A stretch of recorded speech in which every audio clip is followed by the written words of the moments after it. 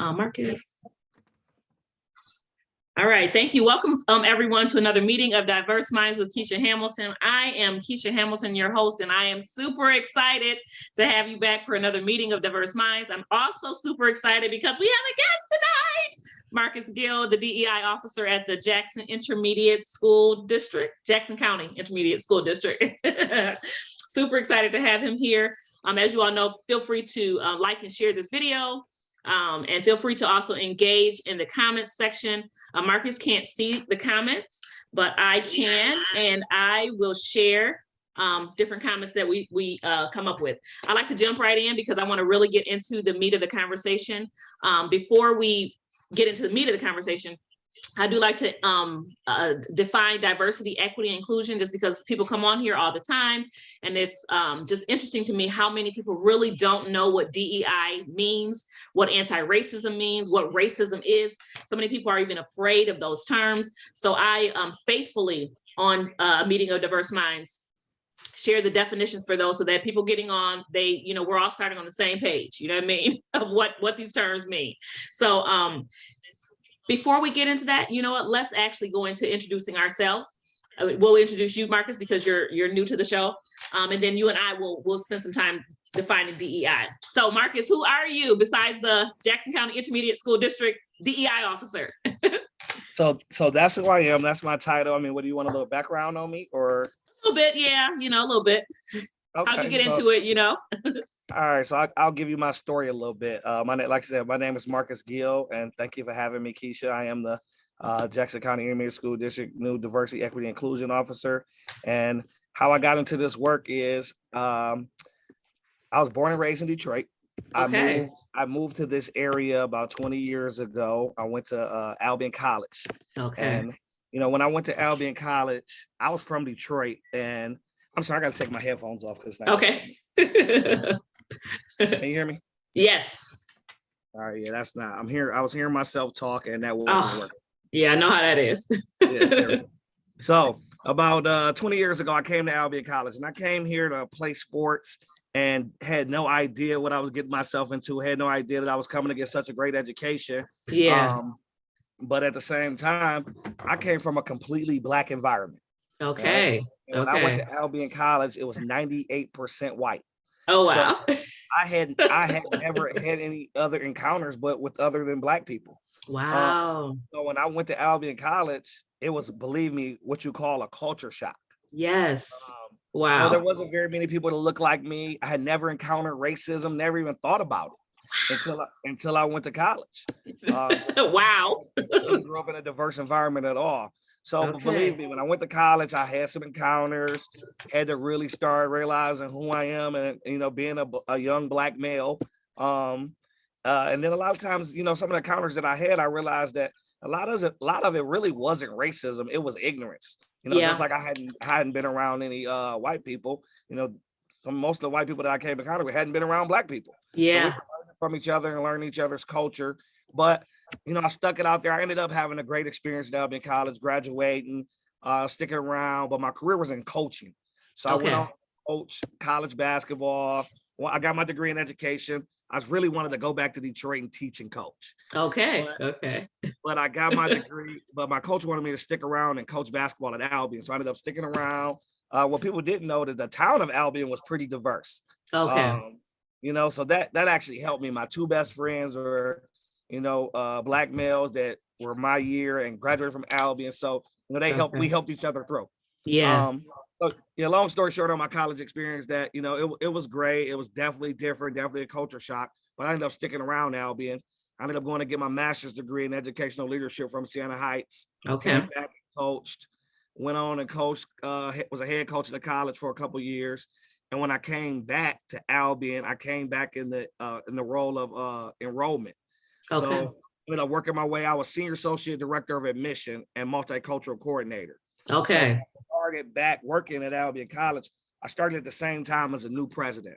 Okay. And he said, "Hey, we want to diversify this campus. And we want to make it look more like America." And he was great. He was he was great. Yeah. And when was that? What year was that? So that was 2014. Okay. Yeah. So we came in together, and he actually put his money where his mouth was, and we created great financial aid packages. And I just did the groundwork. I went out, we created partnerships. They allowed me to create a scholarship called Spirit of Detroit Alliance. So I wanted to give back to my community. Yes. So we pretty much fully funded Detroit kids. Wow. We started that partnership scholarship. We started partnerships with KIPP Atlanta, Green Dot, Dallas ASP. So we really diversified our campus. Yes. And, we with that diversity, it came with their own set of issues, with a little respect for the faculty and also students coming not being successful. So this is how I get into the DEI role is, all right, so I got the representation, because when I think of diversity, I define it in one word, representation. Check that box, right? Right. So we got the diversity, but where's the equity and inclusion? Yes. How do we make these students successful? And I talk about time, I wanted to recruit alumni and not just freshmen that come fell out. We don't have the resources. Yeah. So then we took a deep dive and we started creating the resources on campus to make those students successful and stay. And then that's when I really fell in love with the whole diversity, equity, and inclusion. Okay. So when the position came open at the ISD, didn't have to move with my family. Great. It was starting from the ground up, something that I could come help build myself. That's what I like to do. Yeah. It's just like taking over a program as a coach. Okay. So, I think that God put me where he wanted me, and I ended up getting the position, and I'm fully diversity, equity, and inclusion. Right. That's how I got here. Yes. And I love what you're, go ahead. No, that's how I got here, and I'm enjoying it. Yeah, I love what you were saying. We'll just kind of take the conversation where it goes, and we'll still include defining DEI and anti-racism because it's important. But for 2014. So while I'm, super excited for your president who was there at the time, calling you in, and one of the main things you said that sticks out is he put his money where his mouth is. What he was saying, he actually resourced and funded and supported and, put his money where his mouth is. That's everything. But 2014, and not for you or him, obviously he was new to the campus. You were, coming back. But 2014, this is 2022. 2014. But unfortunately, there's we call them PWIs, predominantly white institutions. Yes. Unfortunately, most of them are still white and not making that call. You know, so like 2014, that's just around the corner. Like, shouldn't they have been done that? Now Albany College is one of the most diverse small colleges in the country, and there's so many that are not not doing that. Yeah, like I said, so we definitely applaud him for, as a new president coming in, saying, we can do better, you know what I mean? Yep. And then choosing to do better, and again, he's new in 2014, but it's amazing that, since 2014, yay for what Albany College has done, becoming the most diverse. And I love all the different things you did. Brought him in, said, okay, we checked that box of diversity, not that you were checking a box, not that was the idea, because now we have all the different colors, the different cultures, the different people on campus. But now we recognize, okay, something's happening here where they're not succeeding in the same way we are. And then we recognize, okay, we need some equity. We need some special programming. And you recognize equity before then, some special programming to say, you know what, we might need to fully fund some of our Detroit folks to come in and come and get this great education. So there was some equity there. Because you weren't fully funding everybody, you know what I mean? You were fully funding those who needed it, you know what I mean? Absolutely. And then when they came in, you said, okay, how do we include them? How do we make it where they are successful? So I absolutely love that. But it is still just like, wow, 2014, and then to know that Albion is one of very few, you said PWI, predominantly white institutions. Yeah. Not only education, so, we'll talk about education as well, but you also work now as a DEI officer in a space that's not necessarily a college. And so you're the officer in this space, which is business, which is, organizational. A lot of organizations are not, are still PWI. Right. Absolutely. And I want to take that same approach into my role. Is all right. First. So one of my tasks is staff recruitment. Okay. Okay. So in that role, I'm sorry, it's my drag going on. Yeah. So what I want to do is I want to get the representation. We have to get some representation first. Yes. We want to make sure that we're diversifying our employment. So do that. And then, while doing that, making sure that we get the equity and inclusion as well. Yes, because that's the thing, before we came on tonight, just so the audience knows, Marcus and I get to spend a little bit of time talking. And one of the images that I share with him that comes up in my mind when I think about DEI officers coming into different organizations to, basically integrate and to change them and to help them become more diverse is the picture of the young lady in the 60s who was going to school, a Black young girl, she's holding her books, and behind her are a sea of white people who are just like, not wanting her to go. And that's kind of the image that I get for DEI officers, when they're, coming into these spaces that are PWI. I love that, predominantly white institutions, and coming in to integrate. It's so important, and you found this out, like you said, not only are we trying to diversify because that's necessary, you've got to bring different cultures in, that's what actually is diversity, but then also preparing the space for those individuals who are coming in. So talk a little bit more about, that in your business world now, like what does that look like in business? You know what I mean? Because we know about the schooling, but what does it look like in business a little bit? So like I said, the diversity is the representation. Okay, yep. So we're working on that, and then believe me, it's a lot harder than people think. Yes. So they think, okay, we want to recruit more. I like to throw the word minority out the window. Yes, I love because that. we use the word underrepresented. Yep. So we want to recruit to work at our institutions more underrepresented people. Well, everybody does now, Yeah, so now we just gotta, we gotta be a little bit more creative about, where you're posting your jobs, making sure that your job descriptions are equitable. And I'll get into that a little bit because that's one of the things we're focusing on, that we just created a whole new hiring process for the ISD. Okay. Now, we can walk through that a little while later, but that representation piece. And then I know you don't like this because I've been in another meeting with you, and the way I describe equity is fair. It's fair. We can have this debate a little bit because I know you was like, fair don't cut it for you. Right. But the reason I said fair is just because fair doesn't mean equal.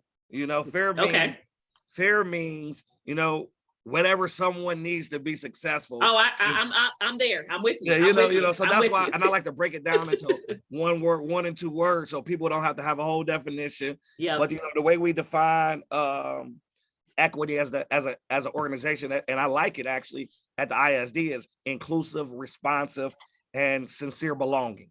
Okay. So inclusive, responsive, and sincere belonging. Responsive. I love that. I love all of those. Yes. Yeah. So that's how we define it at our organization. And so to me, in a nutshell, that's my job. I want to make sure that, our organization is inclusive, responsive, and people feel like they sincerely belong there. Yes. Yes. Yes. So that's, that's, and then of course the inclusion is just, respect and belonging. Yeah. And being welcoming. So, that's what we try to do. And that's what I try to do.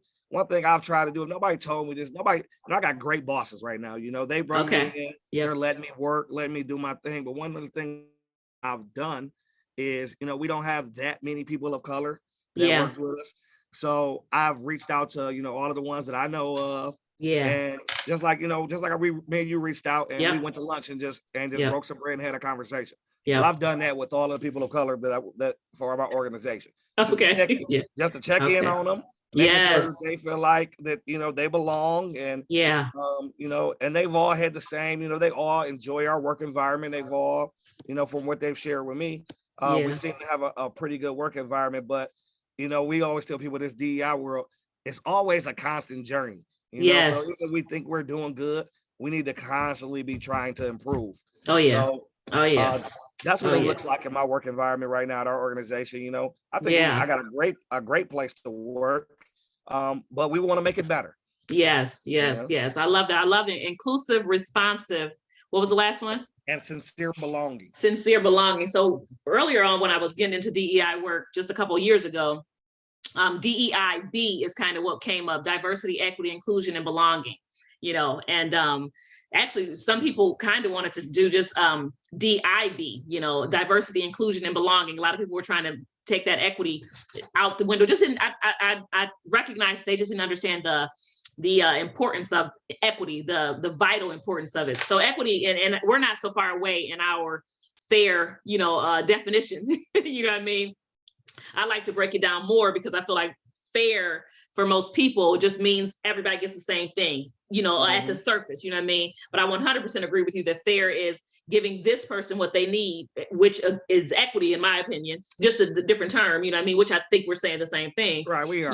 Yeah. It's but, that picture, like you painted the picture, the picture that everybody show now is the one with the boxes at the fence. Yes, yep. Somebody might need 3 boxes to see over the fence as opposed to the taller person only need 1 box. Right. Or the person who's in the wheelchair needing a ramp. So I saw that image one time. I was like, I like that. Not only, different size, different boxes for the different heights of individuals, but if you have a disability of some sort, now we get you a whole ramp. We're not just gonna put 3 boxes there and say, okay, let's lift you up there. That's so awesome. I haven't seen that one. Yeah. And then I like the whole thing of, hey, why don't we just remove the fence? Yeah, that one too. Yeah, and that's when we talk about removing barriers. Yeah, systemic barriers. Oh, mercy. We're gonna get into that too a little bit too. But I'm thinking about, like I said, the DEI and B, belonging. I feel like the way that we get to, because I feel like equality is the goal, in my opinion, and that was the goal in the 60s. That was the goal, further back from then, it's always been for us, we've always wanted to be treated equal, you know what I mean? But in my opinion, and I think it's fact, we can't get to an equal state until we get to, without going through equity. Because we're all at different places, we'll never get to an equal status or equal space until we go through equity, which is that fairness, which is that given, because everybody needs different things, you know what I mean? Absolutely. And recognizing that. But even way back when, like I said, a couple of years ago, 3-4 years ago, when I was discussing this with some other organizations, we had the conversation about belonging and kind of taking out equity. And I was almost in tears. Like you do not have it right. You can't get to a space of belonging if people are not, if you don't go through equity. You've got to go. And so equity to me is everything. It's what pulls it all together. You can get the diversity. You can get different colors, different people, different cultures to come. You know what I mean? You can even say that you're including them, to some degree. If you sit them down and say, hey, what do you think? What do you think? Whatever. But if you're not using equity, if you're not creating special programming for the students who you want to see come to your organizations, who you recognize that, they're without this special programming, they cannot come, for individuals coming to the ISD to come work. If we don't adjust this whole, interview process, our application, if we don't adjust it, we'll never get these people in, you know what I mean? But that's equity, you know what I mean? Mm-hmm. So I love that's the saying at the ISD. One more time, what is it?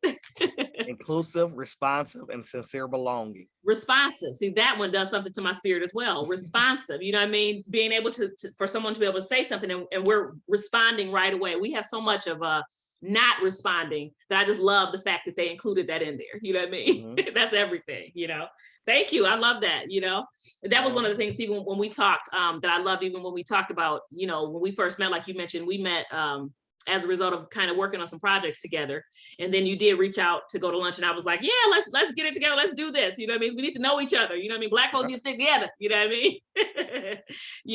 And then just finding out your whole route, the whole idea of you creating those programs at Albion College. Your president at the time, saying, hey, look, this is what we want to do. And then throwing resources behind it. Talk more about how important that is. Shout out to Maury Ditzler, Dr. Maury Ditzler. He was great. Yes. Talk more about that. And just in general, the need or the requirement or what is it like having someone say something and then actually put resources behind it in the DEI world, Well, yeah, it was great. To go back to my Albion College days, not only did he say that, he said that, hey, I want to build and this is what people want to do. This is what organizations also want to do as well. He said, I want to build the gap between the community and the college as well. Mm-hmm. And he did that too. And he did something as simple, and I thought this was genius, is that like right behind our gymnasium is the community. And he built an open sidewalk throughout from the community to the campus, just to let people know, hey, you're welcome to come in and out. Yes, wow. And then help with our alums to revitalize our downtown. All of those things were great. Yeah. So that's one of the things that I'm trying to do now is with the ISD is make sure that we don't have a gap between us and the community as well, because and that's who we serve. Yes. That's who we serve. That's why I wanted to, meet people like you and Maisha and working with the Jackson Collaborative Network and being on committees. And who wants to sit on meetings and be on a bunch of committees all day, but I do it because I know it's important for us to be in the community, and I want the community to know, hey, the ISD is here. Yeah, you know, too, I like to tell my children, and different ones, we know this though, as humans, we are just interdependent. You know what I mean? The idea that, you know, that any one person or even any one community, you know, could be successful without being interdependent of each other is not only silly, but it's also historically proven to be not good or not true. You know what I mean? So even if you know, I think about different communities that I have opportunity to work with.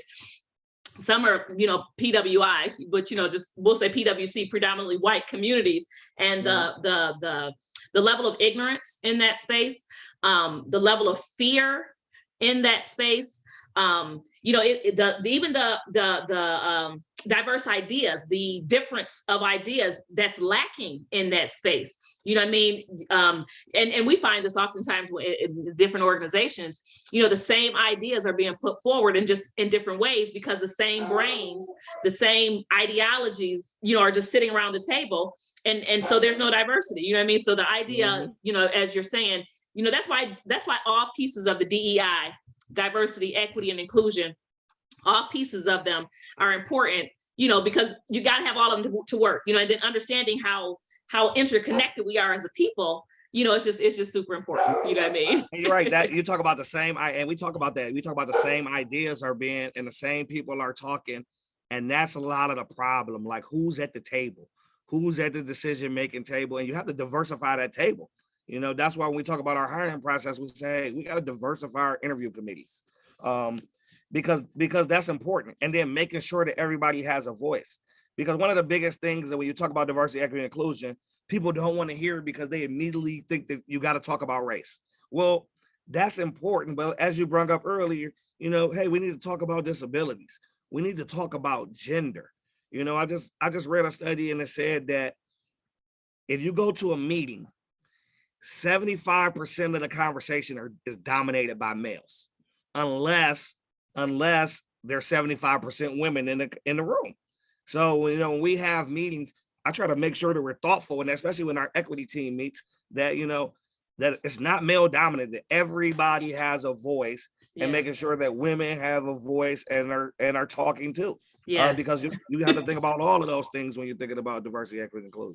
Yes. Well, especially for DEI, like you said, it's not just race. You know, while I'm a firm, you know, proponent and advocate that it's the beginning of everything, race is the beginning of all our isms. When you're in the DEI world, we definitely need to be talking about the issues that surround women, you know, sexism and like racism, but like you said, the disabilities, even our different, you know, ways that we identify ourselves. You know what I mean? All those different things are very important to that conversation. I love that, just that real nice picture you just painted of, you know, if there's 75% of men in the room, that's how much of them are talking as well. So if we want to change, you know, how much of this group is having that conversation, we need to change this much of this group's ideology. Because another thing that I like to talk about on a meeting of diverse minds is that while we can have a difference of visuals, you know, as far as how we look in the space, because of how indoctrinated, because of the education that we received. So that was one other thing you talked about as well. You know, you came from Detroit, which was predominantly Black in your area, to a culture shock. You know, for me, it was, you know, I've only lived here in Michigan, you know, for a long time. And so I moved down to Georgia, which was a bit of a culture shock, because then I was down there around all Black people. I'm like, okay, what do I do in this space? And I'm a Black woman. And I'm a Black woman, you know what I mean? But just the super importance of just recognizing that, you know, while you can have different colors, you know, as far as, you know, the skin tones that individuals have, if your ideology is all the same, you know what I mean, you still are not getting diversity. You know what I mean? Absolutely. Now you're checking a visual box. You know what I mean? How difficult is it to find diverse ideologies? You know what I mean? I find that I don't know that I figured that one out yet. You know what I mean? To, you know. I mean, it's difficult. So I'm in charge of running our equity team now, you know, and I enjoy that, you know. So we got all of our, you know, our bosses pretty much in the room, and you know, one of the first things I talked about in our meeting last month was, first of all, we talked about culture, checking the temperature of our culture of our organization. Yeah. But You talk about diverse ideologies. One of the things that I brung up was mindsets. Yes. And changing people's mindsets. Yes. Because you talk about implicit bias and repeated messages that, attitudes that people have that are pretty much who they are in them, regardless if they know it or not. Yes. We have to really slow down, think, because we've been socialized to think about stuff the same way for so long that the world is evolving. Yes. And it's like you either evolve with it or get left behind. Yes. Because this diversity, equity, and inclusion is real now. And if you're not, sometimes our beliefs, how we were raised, that's not the way we should be thinking anymore. Yes. I'm just trying to challenge people in our organization to make sure that we're taking a second and be culturally proficient. Yes. Wow. Yes. Really acknowledging and thinking about others. And, yes. How they identify and, being able to respect people, humanism. Yes. Yes. Oh, I love that. Humanness. Yes. As humans. Yes. So just changing mindsets. Yes. Yes. It's hard to do, but I think if you having the conversation and you putting it in people's minds, especially in the world we work in, people are educated. People, so you put something in their mind and challenging them to stop and think about it, that's a start. I love that. Just that whole, we because you and I are constantly kind of in these spaces, we hear these terms all the time, but how important, and you're saying this, so I just kind of want you to speak a little bit more on it. But, as you mentioned, as the world evolves, and it is evolving, sometimes I do think, we had a racial equity commission meeting last night, and one of our commissioners on there, was really just sharing some great information, some great truths. And one of my responses to him was simply that, the reason why we do this work, because it can be a bit discouraging when you consider, we're in 2022.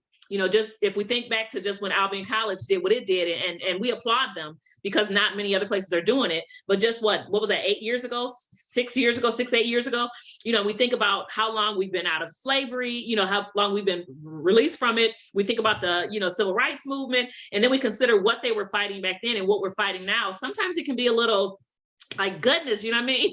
But one of the things that keeps us in this space of goodness, like, when is it ever, it's just this, these words, these phrases that come from, a lot of white people who'll say things like, we're just not ready yet. My people not ready. You know what I mean? I love it that you said, though, I haven't heard that one. I haven't heard that. All the time. We're not ready. Like, yeah. Well, they'll say, we're not ready yet. You know what I mean? Or my people are not ready, or I'm not sure if we're ready to have that conversation, or maybe we should, hold off on, so however that we're not ready comes out, it's always a not now, not right now, I mean, not now, I mean, we need to do a little more. And I love it, though, that one of the things I like to say all the time is, as well, is that some people are going to have to get fired. You know what I mean? The world is evolving. Time is moving on. If you're not going to evolve with it, you're going to have to step aside. Hey, they asked me in my interview, and we haven't had that problem. I haven't ran into it personally. Had nobody that came to me yet in our organization, but they asked me that question in my interview. How do you handle somebody that pretty much says they're not ready, or we don't need to have that conversation, or we don't need DEI training, or we don't need that stuff? And I said, you know what? Everybody is at a different place in their journey, and we need to be patient with, but still having those tough conversations with them, regardless if they want to or not. We need to be patient, but still having those tough conversations with people. And at the end of the day, when people are telling you that they're not ready, or they don't need it, those are the people that need it the most. Oh yeah, and that's without a doubt. That's pretty much telling you that how much they really do need to do and have a conversation. And then at the end of the day, if you want to make your organization better, you might need to have some addition by subtraction. So that's what made me think about that. You said people need to get fired. People don't want to have this inclusive and equitable environment. You probably shouldn't want them working for you anyway. I love that. I'm so grateful that you said that too, because I love it, though, that even that mindset, just talking about that. I love Black people, really. I really love us, because we're not out for revenge. We're not out for we don't want to take the world over. That's not what we want. We actually love people and difference, and in different cultures and different, we just want to be included, in what's going on, so even when we're coming in and people are at different spaces and different stages of where they are, if they're in those spaces, in those different places, we're okay with that, as long as we know that you're still trying to move, that's okay. You're human. We're all human. Nobody's going to get there, we're not all going to get there at the same time, but you've got to be moving. And if you're not, I love that addition by subtraction. If you're not, I'm gonna start using that versus firing, because I'm just like, just cut them off, fire, just do that. I'm gonna say no, addition by subtraction. Because that's what we need to have going on. What's the most rewarding part of your work? The most rewarding part? I think the most rewarding part, and that's a good question, yeah, is just to know that you are creating change. yes. Yes. And regardless, so we come to work every day, and we would do this work for free. Yes. Yeah. I would do this for free. I Yep. did it for free. And I tell people that I'll be in college, like the stuff they pay us to do, you would do for free. It's like coaching basketball. Like, Yeah. They give me a little check to coach high school basketball, but I'm pretty much doing it for free because I love to do it. Yeah. So just creating change, but at the same time being able to engage with people Yes. and being able to help people. And Yeah. being able, you talk about that the inclusive part is what I really love. Yeah. Making it's just who I am as a person, making people feel welcome, respected, and feeling like Yes. they belong. Yes. That's how you create a culture. Yes. And I think that's the most rewarding part of my job is to be able to not only being they think the DEI person is the happy person. We got to make everybody happy. Well, no, we create some real change where we're changing the policies and the practices and the procedures that systemic barriers that we have, and create some real change. And I think that's the most rewarding part of our jobs. When we can do that, and when you put all the time in the work, and then you actually see it happen. Oh, yes. I love that. I grew up in church. And one of the things I learned from church was just kind of giving back, just volunteering, And I just learned to love the personal benefit, or the personal feeling that I get from just giving back, just sharing, just serving. I love actually to serve. But while I'm serving, I'm this type of person, just my personality. I need to feel like there's a point to it. You know what I mean? And so generally speaking, serving always is a point to me, because it's just in the service. That's the point. You know what I mean? Mm-hmm. But the DEI work, because it can be so difficult, it can be, when you're reading and you're studying and you're looking at conditions and you're comparing conditions that were before, you study in history and you're looking at present day, it can just be like, okay, what in the world? You know what I mean? It can make you angry. It can make you angry. Yes. I just did erase training a couple months ago. Okay. Yeah. And they didn't tell you nothing that we didn't already know. Right. But Right. when you hear it and they break down the timeline about how this country was built on racism, it makes you, and then all of the stuff that they didn't teach us in schools about our history. Yes. It makes you angry sometimes. Yes. Sometimes you got to take a step back, and it wears you out. And you say, hey, how can I give? Like, hey, this is affecting me too.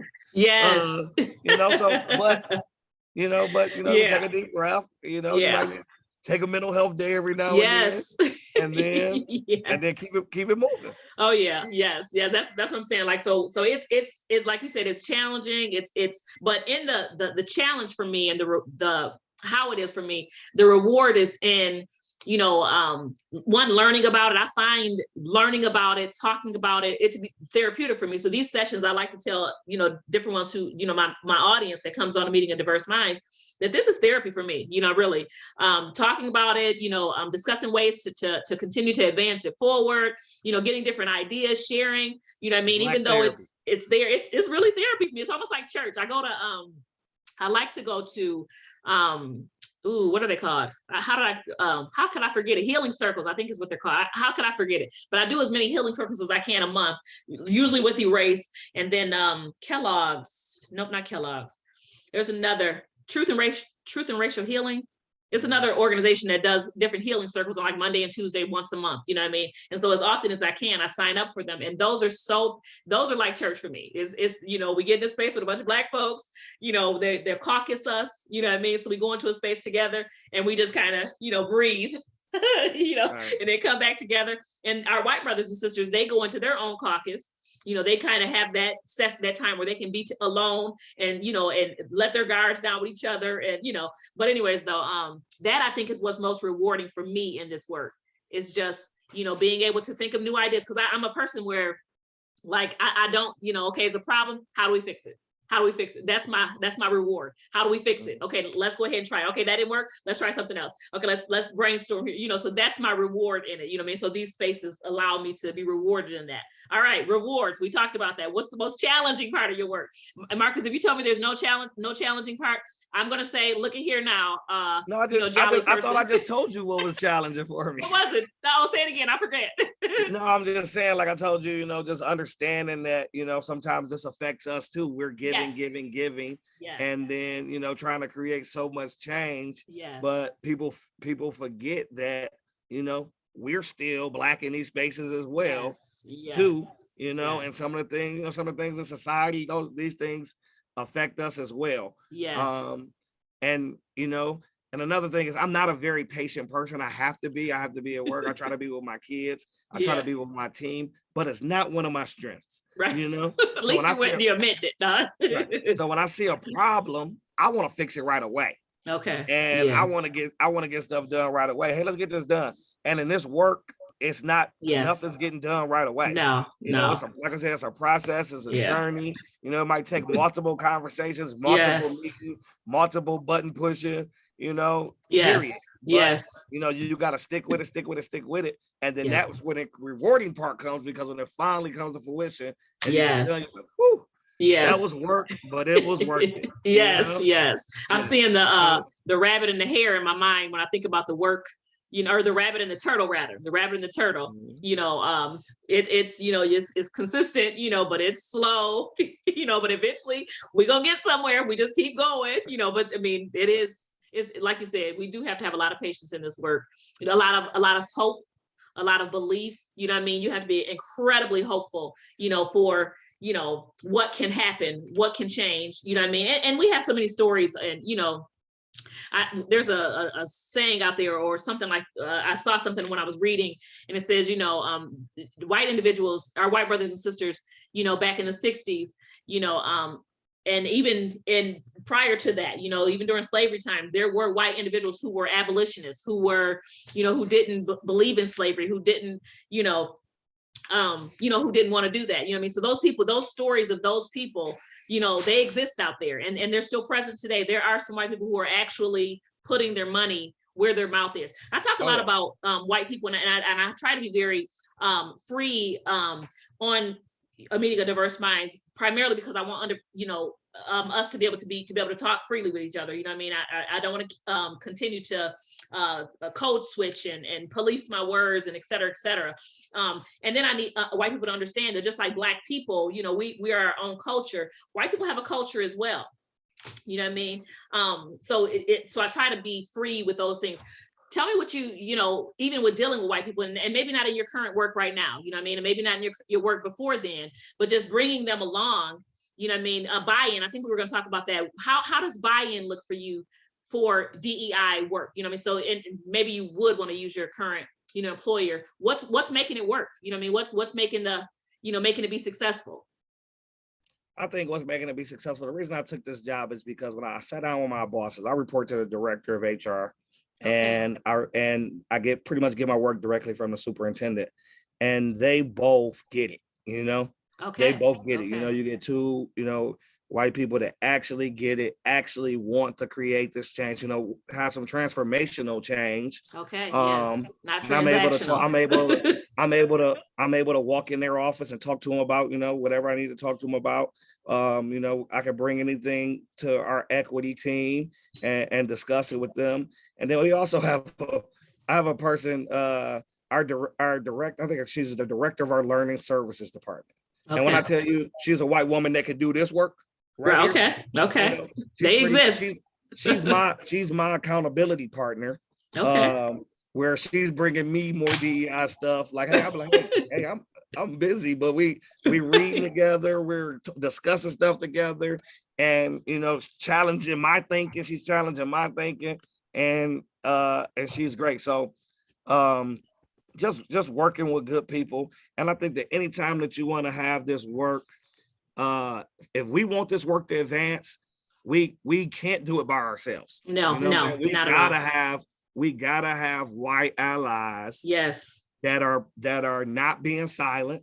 Yes. That are promoting this diversity, equity, inclusion. And then when you talk about, I talk about, the culture, actually believing in it. Yes. Yes. Actually believing in it and living it. I love that. And I think that the people that I report to are believers, and that we, they're allies. Yes. And that we're really trying to create some change together. Yeah, I love that. You just mentioned, we cannot do it alone. That's why I like to, like I say, I love Black people, because we know we can't do it alone. We don't even want to do it alone. You know what I mean? It's really not our job to do. You know what I mean? We have the knowledge. We're the experts in this area, because the lived experience is the guide, to what lived experience, in the sense of, I can tell you what's not working. You know what I mean? I can tell you what would work. So you need me to be able to tell you that. But our white brothers and sisters are the ones who actually have to put that work in. But we want them to. We want to say, hey, look, how do we partner together and make something beautiful for all of us? Because that's what's possible. It's not what we have right now, but it's something we can have. You know what I mean? Like you said, we cannot do it alone. This is why I'm gonna tell you why I'm optimistic. Because when you kept bringing up like 2014, yes, wow, like yes. that was just recent. Well, think about this. Our people are still going through some of the same problems we went through back in the 60s, yes.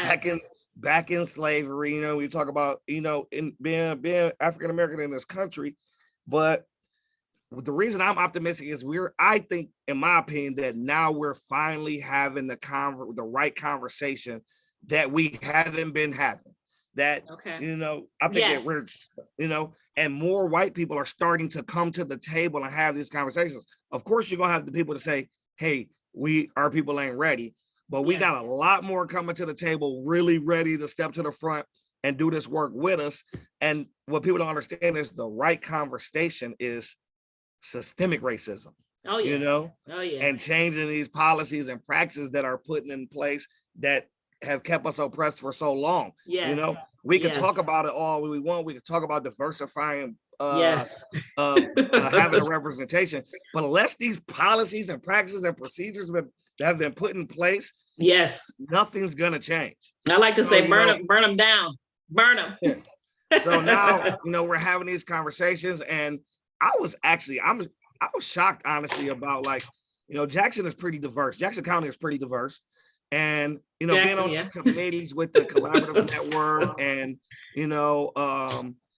having these grants to tackle systemic racism. And, I'm actually proud of Jackson County. Like, it's people that's doing people like yourself that's on every board and committee. And not every. It's y'all, people in Jackson County are actually doing some work to try to create change in the county. So that's why I'm optimistic. Because they're giving money to grassroots organizations. They had it was money available for inequities due to COVID and racism and stuff like that. Like, there's people actually out here trying to make some change. We're gonna have our people that fight it. But anytime you're trying to make some great and positive change, you're gonna have pushback. If you don't have pushback, you ain't creating no change. We definitely have some, and I appreciate you for saying that about the city of Jackson. So our county is not as diverse, but the city of Jackson is very diverse in comparison to the county. But it's not even as diverse as it could be. But we have had some warriors in our community who have said, yep, let's go ahead and we can have these different conversations that help us to, love each other and, and see each other as humans, but let's get down to the brass tacks of things. Let's get down to the policies, the practices. Some very brave people, Maisha Jones is one of those people who has been very instrumental in, kind of changing the culture in Jackson. Hakeem Crampton have been very instrumental in changing the culture in Jackson. I'll say myself as well, individuals like myself who, and like I said, Maisha, Hakeem, and there are others, some silent warriors out there, at different Black and brown individuals who have been real, intentional about saying, you know what, hey, this is good, but that's not getting it. That's not going to get us where we need to be. We've had that already. We have that now. This whole idea, like, well, let's check the box. We've been checking boxes and we're not getting there. But through those efforts, we have had some white allies come on and, say, hey, look, okay, how can I get behind you? How can we change? And you're right. The process is never going to be perfect because we're all really, as much as, and this is the thing, as much as we have, all of the examples, and we ought to be looking at our examples, reading from our examples, our Malcolm X's, our, our Martin Luther King Jr.'s, we need to be reading from them and so many more, Frederick Douglass, and, just all of our ancestors, we need to be reading from them. Knowledge is power. Yes, as much as we have all of their examples, we're one, using what they taught us and just, pushing it forward. But a lot of what we're doing is the same thing they were doing. A lot of it is we're using different terminology and different, it was affirmative action before. Now we got DEI. Obviously there's some different, nuances that are different in it, but the idea is still the same. Right. But, that's my whole point. Like, we're still going through some of the same things that they went through, but that's why I'm excited that we're talking about systemic racism. Oh, yes. Because they were just trying to get us to be able to go to school and have some rights, and we can do that now. But what's next? Yes, yes, and you're right. And it's up to us to try to. It's up to us to try to take it to that.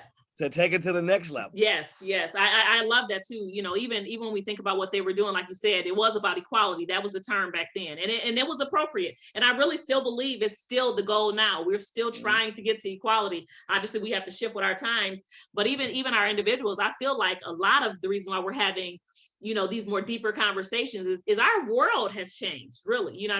Now, we know George Floyd happened a couple of years ago, but prior to him, there was a Rodney King and all these different events, sadly, that we have to endure as a community. They are helping to change the culture of our world. Younger people are coming up and saying, hey, look, nope, that's not acceptable. I know my mom and my daddy did it, but I'm not. I think that's also part of why we're able to have this systemic conversation as well. Yeah. And I'm grateful. That's awesome. Keep growing up. All right. Last question I think we'll do. What support? So you already talked about the supports. You got your supportive supervisor, CEO, or, the superintendent, those are people that you work under. They're putting their money where their mouth is. Any other supports that you would tell other organizations who are looking to bring on DEI officers? How do they make your job as a DEI officer, in your opinion, easier to do? You know what I mean? Okay. So, like I said, I like being able to get out and get in the community and meet more community members, and being allowed to have the freedom and the flexibility to do that. Because, for example, I learn something every time I talk to you. We talk about reading from our, from Martin Luther King, but when we talk to each other, we're learning from each other. Yes. So this right here, and being able to have, other DEI people to talk to and communicate with and establishing a network, that's a great support in itself. Yeah, to bounce ideas off. Oh, yes. And somebody like you could call up and we can have a conversation, and that they'll have your back. Yes. I like our equity team. It was created before I got there. Okay. And it's representative of our organization. We have some leaders from different departments, and it's pretty diverse. And we get to, and I like now that I get to lead it, we get to have these conversations about things that we need to talk about. And then, the last couple of meetings, I get to bring, hey, what we're going to talk about, but it's open to anybody in there to bring whatever's on your heart, whatever's on your mind, bring it where we can have these conversations and we can help each other. I love that. And then what I did and what our group was also is I made everybody get a partner out of the group, where we just not talking about DEI stuff in meetings. You have an accountability partner where you got where you gotta, read something or have coffee and have a conversation. I don't want to give them no homework or make anybody's job harder, but let's make sure we're doing this work and we're talking and we're learning from each other outside of meetings. Yeah, And then you I also love that. have that person to as a support person too as well. Yes. So just creating support things like that. Yes. What I'm gonna start doing, and I'm a social dude. I like to go. I like to eat. I like to eat. I like to do happy hours. So once it gets warm, nobody wants to go do a happy hour and then when it's snowing and it's freezing outside. But when basketball season over and it's weather break, we're gonna have some happy hours and we're gonna enjoy each other's company outside of work. And do some fun stuff, and also do that with your work people. Yes. So those are the type of supports that I'm looking for. Those are the type of, I want to be supportive. I'm the type of person that if I have the time, if you call me and it doesn't conflict with something that I already got going, I'm there. I got you. Let's talk about it. Let's go. And I want our work environment to be like that and feel like that. I love that. That's a good note for us to end on. And the note of being, we're a lot of what you're talking about is just becoming human to each other. That's really where the change is made, in, becoming human to each other. So as you mentioned, your equity team, I'm just kind of going to repeat these things for any of our, friends that are watching who might have missed it, but things that make you successful as a DEI officer, that flexibility, the ability for you to create basically your own way, which to be successful in connecting with individuals. So being able to get out into the community, you letting them know, hey, look, this is what works. I need to be human to them. They need to be human to me. We need to be human to them. We need to connect. You know what I mean? So that just the open conversations. I love that. Your equity team saying, you know what, hey, look, this is the thought for today. But next week, if you have one, bring it. Let's have a conversation. I'm imagining that it's probably a safe, courageous space. I like to call those spaces courageous because sometimes, safety in some people's mind mean that, I won't be held accountable to a sense, whereas courageous is, yes, come and let's have that conversation. But if we need to talk about what you're talking about, we need to kind of give you some, lessons on it. That's going to happen here too, but Absolutely. It's all in love, and this is because we love each other. We want to grow, not that we have to be like the best of friends, but we have a job to do here. This space here at Jackson ISD is going to be diverse, inclusive, you're going to feel responded to. You're going to, it's going to be anti-racist. This space is going to be that. And so another way we can create that is by, having that, open communication, that courageous conversations, and accountability partners. Like, what? Yes. You know what I mean? How are you changing in your DEI journey today? What more have you learned? What's impacting your life? One of the things that we like to talk about as well, and we're going to be ending soon, is that you've got to be immersed in this stuff. You know what I mean? Now, I don't say as much for us as African-American individuals, but even us as African-American individuals, like we mentioned earlier on in the show, we did not get a lot of teaching.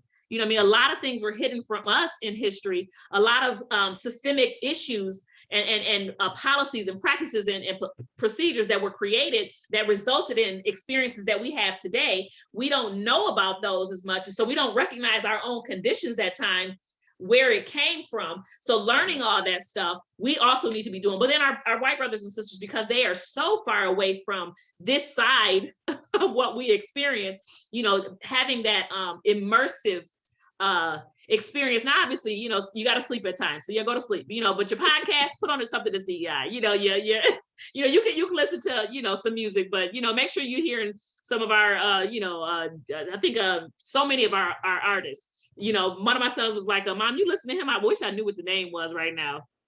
One of them, I forget the name of it. I always do that when I'm in the midst of something. I can never remember the name, but he's like, it's a young guy who sings some song about, racism and et cetera, et cetera. He's like, you listen to him? I'm like, yeah, he's singing my music right now. He's got my message, but the immersive part of it is also where change is made. You know what I mean? So I appreciate you mentioning all that, All right, Marcus, thank you so much for joining me. We have spent a nice, beautiful hour together. Thank you so much for coming on. When you told me, hey, it's just me and you for an hour, I'm like, man, I was a little nervous, but guess what? Time fly when you having fun. Yes. And I had a blast having this conversation with you, Keisha. Yes. I appreciate you for inviting me. I appreciate you for taking the time. And this was awesome. Yes, thank you. We'll probably have you back again because I like to keep people coming and going. But thank you all for joining a meeting of Diverse Minds with Keisha Hamilton. Remember to check out www.diversemindsconsulting.com. We are reading, just so you know, Marcus is going to be joining. Let me see, can you see that? There we go. Marcus is going to be joining the conversation. There we go. As one of our panelists, we're reading The Sum of Us by Heather McGee. Get your copies. Where was that? Where is that? Can you see? Can you see? Can you see? Nope. But get a copy by Heather McGee of the book. Marcus will be joining that panel. We are reading the first. I guess I'm going to be joining. I talked to you about it. Anyways, on the first 5 chapters, I'm going to be sending my email soon, but yeah. But the first 5 chapters on April 28th, we got some time. We'll have another guest in a couple of weeks. I believe Dr. Katina Kane is going to be coming on. That's going to be another amazing conversation. Have you met her? I have not. Oh, you have got Nonprofit Network, Dr. Katina Kane. You got to meet her. You are going to fall in love with her. She's absolutely amazing in the DEI world. But again, thank you all so much for joining us, and we will see you in 2 weeks. Bye. Bye. See you later. Thank you, Marcus. My pleasure.